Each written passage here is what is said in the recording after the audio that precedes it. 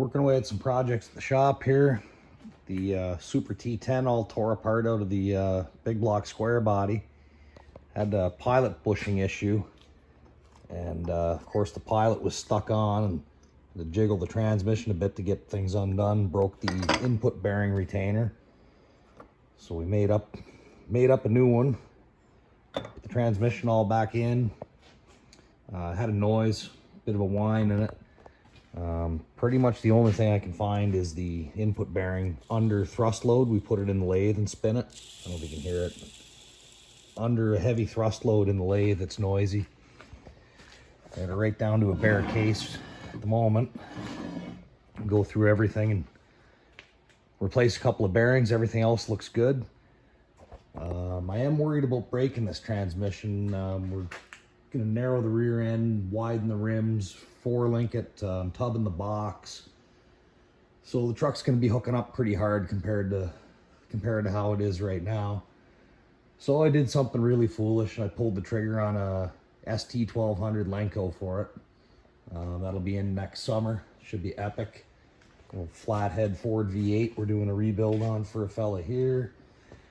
We're buying and selling forklifts. Refurbishing these trucks. This one's all just about ready to go, getting the final pre-delivery.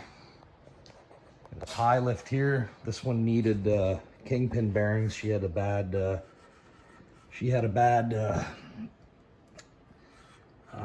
bad bearing bore. Installed a sleeve. This is all ready to go back together. 2007, I think, heli here. This is for sale. Our truck's been sitting here for a couple of days with no transmission. There's the just sitting there, but that's kind of what I'm planning to do for wheel tubs. Those are out of a 67 to 72 GM fleet side. I'm gonna narrow them. About 2 inches gonna come out, and that's gonna move over and leave me a little bit of wood between the bed rail and the inner fender. I'm looking for the inside of the inner fender to be flush with the outside of the frame rail. We're going to get rid of the leaf springs and everything. Be 4-link coilover inside the frame rails. It'll be an adjustable 4-link. We're going to fabricate it all here. We're not going to buy one of them chintzy kits that's not adjustable or whatever. So we'll be able to dial the hook in. A couple more forklifts here. Both of these are available. 5,600 pound Heister, and this I think this guy's a 2,800, 3,000. 394 Oldsmobile in that. Put the camshaft in it. Lobes are worn out.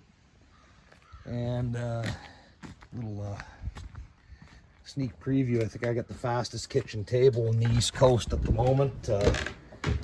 Project here. Oh yes. This is going to be epic. This is going on a 598 cubic inch big block. Going to be pump gas.